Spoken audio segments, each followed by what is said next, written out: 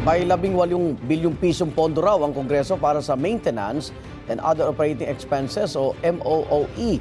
At sa ilalim yan ng 2026 national budget, ayon kay Batangas 1st District Representative Leandro Leviste.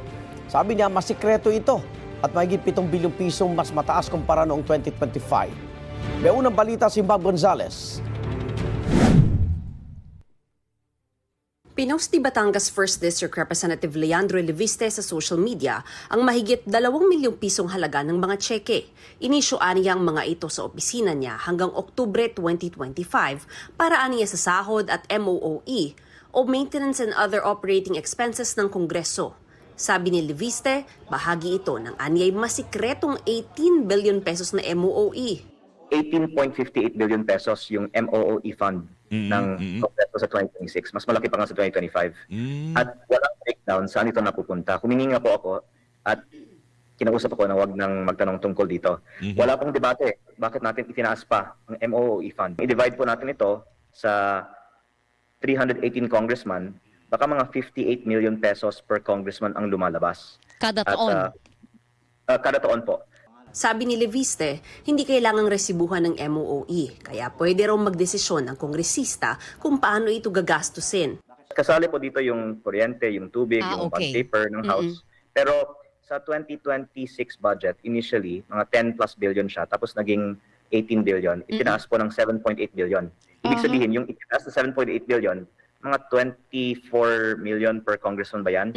Yun po ay pwede natin sabihin, yung discretionary o yung hindi naman utilities and expenses ng Kongreso. Ayon kay Leviste, makukumpirma niyang may natatanggap na nasa 1 milyong pisong MOOE kada kongresista buwan-buwan. Bukod pa raw ito sa 1.2 milyon pag Oktubre, pagkapasa ng national budget at sa 2 milyon pag Disyembre. Ito naman po ay siguro hindi pa nga sapat para sa mga gastusin ng mga congressman para sa ating mga distrito. And mga district office naman din po. Kaya in fairness po, kailangan talaga ang budget na ito. Pero ang panawagan ko lang, maging transparent tayo saan ito napupunta. Kasi kumpara sa budget ng mga ahensya, yung sarili naming budget sa Kongreso, parang ito po ang pinaka-closely guarded secret ng buong budget. May mga tumawag na raw sa nanay niyang si Senador Loren Legarda para pigilan si Leviste na magtanong ukol sa pondong ito. Paglilinaw naman ni Leviste, hindi lang Kongreso ang may MOOE, kundi pati ibang ahensya ng gobyerno. Pero sabi ni BICAM Committee Member at Palawan 2nd District Representative Jose Alvarez, walang irregularidad sa mga checking inisyu kay Leviste at hindi ito Christmas bonus. Alinsunod daw ito sa batas, naka-audit at dokumentadong disbursements na natatanggap ng kada miyembro ng Kamara para bayaran ang mga sweldo nila at para masigurong tumatakbo at nakakapagserbisyo ng maayos ang mga district offices nila. Bumaba rin aniya ang budget ng Kamara sa 27.7 billion pesos para sa 2026. Doon pa lang daw, malinaw nang hindi tinaasan ng Kamara ang sarili nitong budget. Wala raw itinatago ang Kamara dahil dumadaan sa matinding pagbusisi ang budget nila tulad ng ibang ahensya ng gobyerno. Ito rin daw ang pinakabukas na budget sa kasaysayan na nasubaybayan ng publiko. Dapat daw katotohanan ng basihan kung may alegasyon ng maling paggamit ng pondo at hindi walang basihang spekulasyon. Nauna nang sinabi ni Leviste na may 2 milyong pisong Christmas bonus ang mga kongresista. Pero sinalag ito ni House Committee on Public Accounts Chair at Bicol Saro Party List Representative Terry Ridon. Parang hindi naman Christmas bonus po yung mga binibigay sa mga kongresista.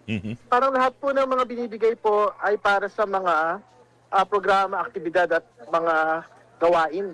Noong pong mga kanya-kanyang mga opisina. Sa disbursements po ito, na cheque. So, sabihin, meron pong clear paper trail po ito sa mga opisina po ng mga kongresista. So, ibig sabihin, walang itinatago rito, walang magic dito, at mali.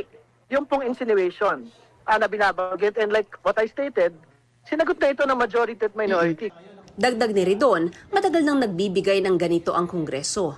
Wala rin daw natatanggap na bonus ang mga kongresista, maliban sa 13th at 14th month pay na nakukuha ng lahat ng kawani ng gobyerno. Kung may anomalya man daw sa paggamit ng pondo, tsak masisilip ito ng Commission on Audit.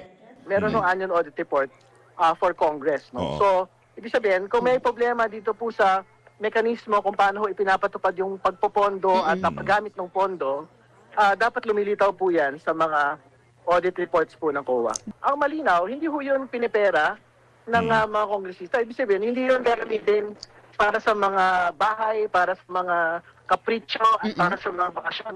Ito ang unang balita. Mav Gonzalez para sa GMA Integrated News.